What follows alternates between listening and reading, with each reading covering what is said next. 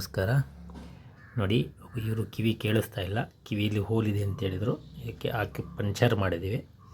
ಈ ರೀತಿಯಾಗಿ ಕಿವಿಯ ಪಾಯಿಂಟ್ಗಳೊಂದಿಗೆ ನರ್ವಸ್ ಸಿಸ್ಟಮ್ ಮೇಲಿರುತ್ತೆ, ಅಲ್ಲಿಗೆ ಈ ರೀತಿಯಾದಂಥ ಪಂಚರ್ ಮಾಡಿದ್ರೆ ಒಳಗಡೆ ಇರ್ತಕ್ಕಂಥ ಕಲ್ಮಶಗಳೆಲ್ಲ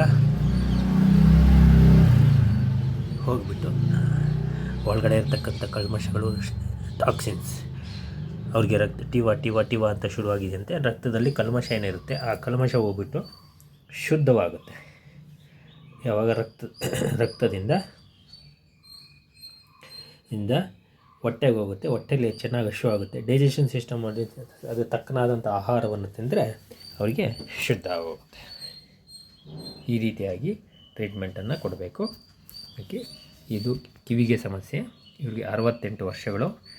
ಆಪ್ರೇಷನ್ ಮಾಡಿಸ್ಬಿಟ್ಟಿದ್ದಾರೆ 2 ಸರಿ 3 ಸರಿ. ಬಲಗಡೆ ಕಿವಿ ಹೇವಿ ಆಪ್ರೇಷನ್ ಮೇಲೆ ನಂಬಿಕೆ ಇಲ್ದಿರ ಈಗ ನಮ್ಮಲ್ಲಿ ಬಂದಿದ್ದಾರೆ.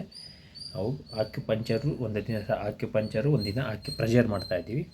ಇವರಿಗೆ 20 ಸೂಜಿಗಳ ಅವಶ್ಯಕತೆ ಆಯಿತು. 20 ಸೂಜಿಗಳನ್ನು ಬೇರೆ ಕಡೆ ಹಾಕಿದ್ದೀವಿ. ದಿನೇ ಇದು ಮೊದಲನೇ ದಿವಸ. ದಿನೇ ಜಾಸ್ತಿ ಬೇಕು ಅಂದರೆ ಜಾಸ್ತಿ ಮಾಡಬೇಕಾಗತ್ತೆ, ಕಡಿಮೆ ಬೇಕು ಅಂದರೆ ಕಡಿಮೆ ಮಾಡಬೇಕಾಗತ್ತೆ. ಬಟ್ ಕಿವಿಗೆ ಸಂಬಂಧಪಟ್ಟಂಥ ನರಗಳು ಎಲ್ಲಿ ಹೋಗಿದೆ, ಎಲ್ಲಿ ಇದೆ ಅಂತ ನೋಡಿಬಿಟ್ಟು ನಾವು ಅವ್ರಿಗೆ ಹಾಕಬೇಕು.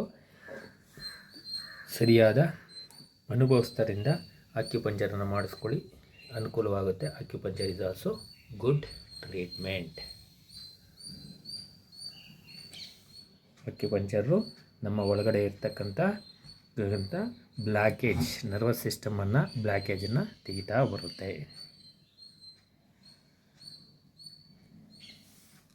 ಎಲ್ಲರಿಗೂ ವಂದನೆಗಳು. ನಮಸ್ಕಾರ. ಜೈ ಶ್ರೀ.